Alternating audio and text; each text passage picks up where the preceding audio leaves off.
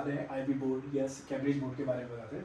तो ये जो आता है 7th या 8th क्लास से स्टार्ट हो जाता है। तो इलेक्ट्रिसिटी का सबसे पहले जो बेसिक होता है वो क्या होता है, इलेक्ट्रिसिटी में क्या क्या चीज़ें होती है।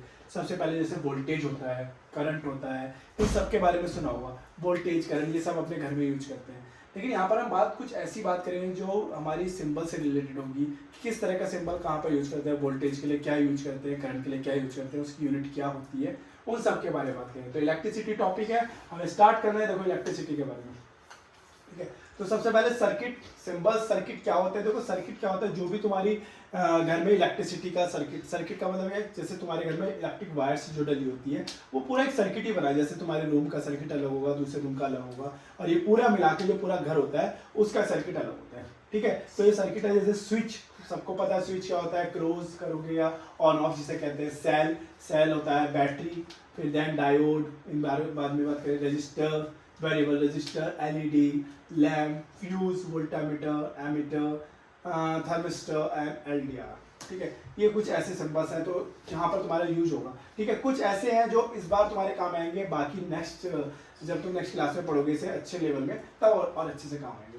जैसे use of the symbols build of the draw the simple circuit safety and क्यों करते हैं हम इस सिंबल का यूज। देखो सेफ्टी पर्पस क्या है। देखो जब भी हमें सर्किट बनाना होता है, कभी इलेक्ट्रिक इंजीनियर होता है वो सबसे पहले उस घर का सर्किट बनाता है कि कहाँ पर क्या चीज फिट होनी चाहिए, उसके अकॉर्डिंगली सर्किट डायग्राम बनता है हमारा, ठीक है। जैसे सिंबल की बात हमने कही थी, स्विच, स्विच अगर ओपन की बात कर रहा है तो देखो ये दोनों वायर क्या है, कनेक्टेड नहीं है, तो this is called the open switch, यानी कि इसे कहा जाता है ऑफ हो रखा है अभी हमारे पास। स्विच क्लोज का मतलब स्विच ऑन है, यहाँ पर इलेक्ट्रिसिटी फ्लो हो रही है। सेल एक बड़ी लाइन होती है, एक छोटी लाइन होती है, तो बड़ी लाइन को हम पॉजिटिव, छोटी लाइन को हम निगेटिव कहते हैं, सेल। और दो या दो से ज्यादा सेल से मिलके जो बनता है उसे हम बैटरी कहते हैं। एंड देन डायोड, डायोड का काम होता है एसी को डीसी में चेंज करना। रजिस्टर, रजिस्टर क्या होता है, जो हमारे करंट को क्या करता है, अपोज करता है। वेरिएबल रजिस्टर, जितना हमें रजिस्टर चाहिए होता है उस हिसाब से हम वेरिएबल्स करते हैं। एलईडी लाइट में डायोड सबने पढ़ा होगा। Lamp, fuse, voltameter, ammeter, thermistor and LDR, इन सब का अलग अलग यूजेस होता है। तो इन्हें सर्किट में यूज किया जाता है। ऐसा नहीं कि सभी को सर्किट में यूज किया जाएगा, कुछ को सर्किट में यूज किया जाता है, कुछ को नहीं किया जाता, ठीक है। इन सबको हम बाद में एक एक करके हम एक्सप्लेन करेंगे जब हम सर्किट डायग्राम करेंगे, ठीक है। तो सबसे पहले हम बात करते हैं, देखो एमीटर, ये सारे दे रखे कि कहाँ पर एमीटर है, सेल है, तो ये आप मैचिंग कर सकते हो। एमीटर जैसे ए होता है, बी वोल्टामीटर, अभी बताया मैंने, सेल, बैटरी, ठीक है। इन सब के बारे में यहाँ पर हमें सिर्फ मैचिंग द वर्ड करने हैं। नेक्स्ट है why do we need other symbols, क्यों सिंबल की जरूरत होती है, ठीक है। सबसे पहले इजी टू ड्रॉ, ठीक है। सबसे पहले क्या मैंने स्टार्टिंग में बताया, जब भी कोई इलेक्ट्रिशियन होता है तो जब जो इंजीनियर होगा तो इलेक्ट्रिशियन पहले क्या करेगा, सबसे पहले उसे इजी ड्रॉ करेगा कि मुझे कहाँ पर क्या चीज़ सिंबल्स करनी है, ठीक है। उसके बाद बताता है act of the universal language की। एक यूनिवर्सल लैंग्वेज का मतलब ये हो गया कि उसे छोटे छोटे पार्ट्स में सिंबल में करेगा। जैसे बैटरी ऐसे नहीं लिखेगा, बैटरी, बैटरी का सिंबल्स बना देगा बस वो। रजिस्टर का सिंबल बनाएगा, बल्ब का सिंबल बनाएगा, तो उस हिसाब से सिंबल में क्रिएट करेगा, ठीक है। पूरा सर्किट डायग्राम, जैसे हम कोई भी प्रोजेक्ट बनाते हैं तो हम पूरा प्रॉपर नहीं लिखते उसमें कि बैटरी है, सेल है, उसका सिर्फ हम सिंबल से रिप्रेजेंट करते हैं, ठीक है। अब व्हाट इज सर्किट, सर्किट क्या होता है, क्लोज लूप। जैसे मैंने बताया पूरे घर में एक तुम्हारे इलेक्ट्रिसिटी जो फ्लो हो रही है तो ये सर्किट के थ्रू तो फ्लो हो रही है। तो एक सर्किट है, जैसे स्विच है, स्विच से वायर गया होगा, फिर वायर वो पंखे पर लगा होगा, या वो वायर तुम्हारा बल्ब में लगा होगा, या वही वायर तुम्हारा वॉशिंग मशीन, या वही वायर तुम्हारा कहाँ। तो ये अलग अलग कनेक्शन जो होता है उसे हम सर्किट कहते हैं। सर्किट एक तरह से क्या है, ब्रिज है, ठीक है। जैसे तुम्हें रिवर को पार करना जैसे ब्रिज होता है, वो भी तो एक सर्किट है, एक जगह से दूसरी जगह जाना, ठीक है।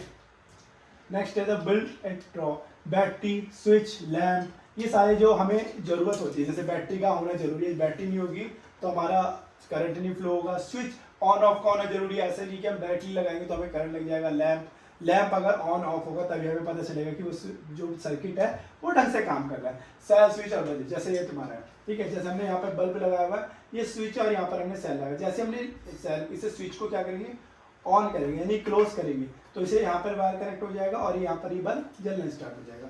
सेम चीज यहाँ पर है, डायोड में लगा रखी है इन्होंने, और सेम चीज यहाँ पर है, तो ये अलग अलग दिखा रखे हैं किस तरह हमारा स्विच काम करता है। चलिए सर्किट कंस्ट्रक्शन देखो, हमें ये हमने बना रखा है सीरीज और पैरेलल कॉम्बिनेशन में। सीरीज पैरेलल कॉम्बिनेशन क्या होता है, देखो सीरीज पैरेलल कॉम्बिनेशन सबके घर में जब दिवाली बनी जाती है तो तुमने देखा होगा हमारे घरों में जो लाइटें लगती हैं वो एक वायर में बहुत सारी लाइटें लग जाती हैं। तो जो लाइटें लगी होती है वो एक सीरीज में कनेक्टेड होती है। सीरीज का मतलब एक वायर में बहुत सारी लाइटें कनेक्टेड होती हैं, ठीक है। जैसे हम फर्स्ट वाले की बात करें, ये वाली, तो ये सब सीरीज में, देखो ये बैटरी है और इसमें देखो एक वायर से ऐसे कनेक्टेड है, ये यहाँ पे जाके खत्म हो गया, तो इसे क्या कहते हैं, हम सीरीज कॉम्बिनेशन कहते हैं, ठीक है। क्या कहते हैं, सीरीज कॉम्बिनेशन। अगर मैंने यहाँ से करंट दिया, देखो ये करंट को कहीं नहीं जाना, यहाँ से जा रहा है, ऐसे जाएगा और ये अपने रास्ता करके घर चला जाएगा, ठीक है। तो इसे कहते हैं सीरीज कॉम्बिनेशन। पैरेलल कॉम्बिनेशन, जैसे यहाँ से करंट गया यहाँ पर, इस वाले पॉइंट पर, इस वाले पॉइंट पर करंट को क्या होगा, यहाँ पर जाके कंफ्यूज हो गया करंट कि यहाँ पर जाऊँ, नीचे जाऊँ या ऊपर जाऊँ, ठीक है। तो नीचे जाऊँ ऊपर जाऊँ, मतलब यहाँ पर करंट को क्या हो गया, डिवाइड हो गया दो पार्ट में। तो यहाँ पर गया, फिर यहाँ पर जो करंट आया था फिर वो डिवाइड हुआ, एंड देन जो यहाँ पर करंट आया वो सीधा सीधा ऐसे चला गया, ठीक है। तो यहाँ पर क्या होता है, करंट डिवाइड होता है। पैरेलल में हमेशा करंट डिवाइड होता है, और सीरीज में क्या होता है, करंट सेम होता है, वोल्टेज डिवाइड होता है, क्लियर। तो जो तुम्हारे घर में जो सर्किट लगा होता है वो पैरेलल कॉम्बिनेशन का होता है। अभी पैरेलल कॉम्बिनेशन का होता कैसे, देखो अगर जब भी तुम्हारी लाइट जो दिवाली पर जो लाइटें होती है, वो अगर एक लाइट खराब हो जाती है, जैसे ये वाली लाइट खराब हो गई, तो ये वाली और ये वाली लाइट दोनों नहीं ऑन होगी, या दोनों नहीं ब्राइटनेस होगी, ठीक है, या दोनों नहीं जलेगी, ठीक है। लेकिन अगर तुमने देखा होगा पैरेलल कॉम्बिनेशन, अगर तुम्हारा इस वाले वायर में कुछ प्रॉब्लम्स आती है तो कोई इशू नहीं है, आगे जा सकता है करंट, ठीक है, आगे वायर है। लेकिन अगर यहाँ पर क्या हो रहा है, बीच वाले वायर या फर्स्ट वाले वायर या थर्ड वाले वायर में कुछ होता है, तो अदर टू पे भी इफेक्ट पड़ता है उसका। और या हम एक चीज और समझ सकते हैं, जैसे यहाँ पर ये लग रहा है बल्ब, यहाँ पर ये लग रहा है बल्ब, यहाँ पर लग रहा है, जब ये सीरीज कॉम्बिनेशन में होता है तो इनकी ब्राइटनेस भी कम हो जाती है, ठीक है। अगर तुम 3 बल्ब को सीरीज में लगाते हो तो उनकी जो ब्राइटनेस है, जो ओरिजिनल ब्राइटनेस है, वो बहुत कम हो जाएगी। लेकिन पैरेलल कॉम्बिनेशन में ऐसा नहीं होता। पैरेलल कॉम्बिनेशन में जो ब्राइटनेस है वो होती है, क्योंकि यहाँ पर वोल्टेज सबको सेम मिलता है, बस करंट ही डिवाइड होता है। तो करंट डिवाइड होने से बहुत सारी चीज होती है, लेकिन वोल्टेज डिवाइड होने से क्या होता है, इसकी ब्राइटनेस कम हो जाती है, क्लियर। तो ये तुम्हारे घर में लगा होता है, जैसे तुम्हारे घर में अगर कोई एक बल्ब खराब है तो बाकी पंखा, एसी जो भी तुम्हारा लग रहा है उन पर कोई इफेक्ट नहीं पड़ता, क्योंकि पैरेलल कॉम्बिनेशन होता है वो, क्लियर बात यहाँ तक।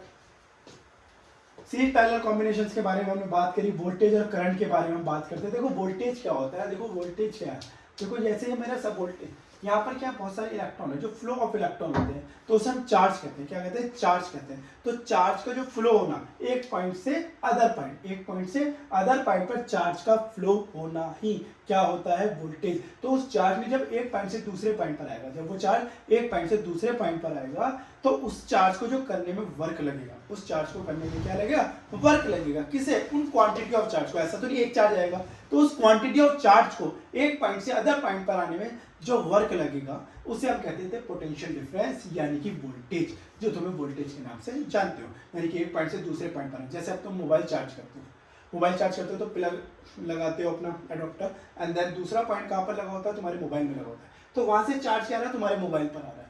तो जब तुम्हारे चार्ज वो मोबाइल पर आ रहा है, तो उसे वर्क तो लग रहा है, और तुमने पढ़ा होगा कि फोर्स इनटू डिस्प्लेसमेंट, तो फोर्स के थ्रू तो जा रहा है, तो force into displacement is called work. तो ये जो चार्ज है एक पॉइंट से दूसरे पॉइंट पर आने में कुछ वर्क कर रहा है, तो उसे हम कहते थे वोल्टेज, ठीक है। इस वोल्टेज को हम वोल्टामीटर, यानी कि वोल्ट मीटर इसकी मेजरमेंट इंस्ट्रूमेंट होता है, जिसे हम मेजर करते हैं, किसे, वोल्टेज को, ठीक है। और करंट क्या होता है, करंट क्या होता है, अब जैसे तुमने मोबाइल चार्ज करने रखा, वैसा तो नहीं तुमने चार्जर रखा और एकदम वो चार्ज हो गया, ऐसा नहीं होता ना, कि उसे टाइम लगता है। तो उस चार्ज को फ्लो होने में, वन पॉइंट से अदर पॉइंट पर जो फ्लो होने में जितना टाइम लगता है, उसे हम करंट कहते हैं। क्या कहते हैं, उसे हम करंट कहते हैं, ठीक है। करंट को जो मेजरमेंट करता है वो करता है एमीटर, ठीक है, ए लिखा होता है। अभी हमने लास्ट टाइम स्लाइड में दिखाया था कि एमीटर क्या होता है, जिसमें ए सिंबल होता है, और जो वोल्टामीटर उसमें वी सिंबल होता है, क्लियर बात।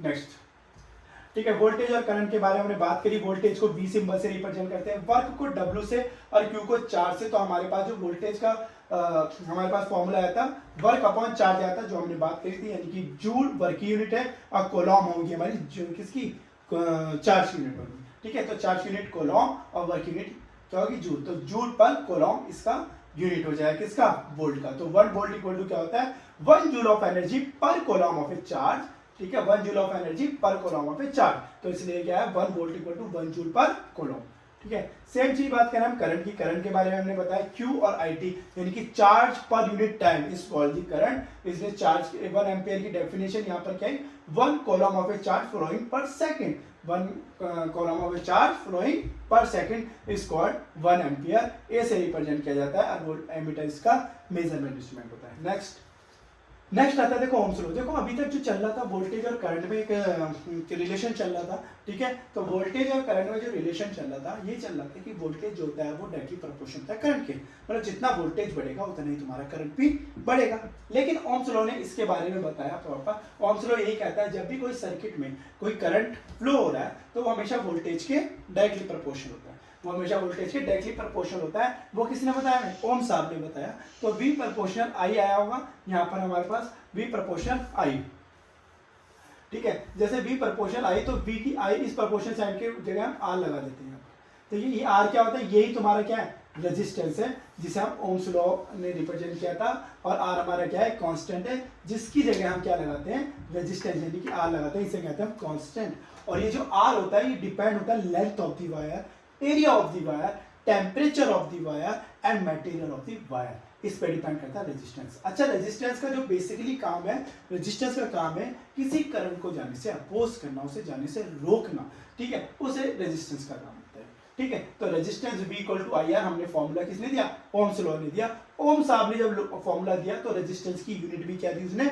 ओम दी, ठीक है। ओम को हम ओमेगा साइन से रिप्रेजेंट करते हैं।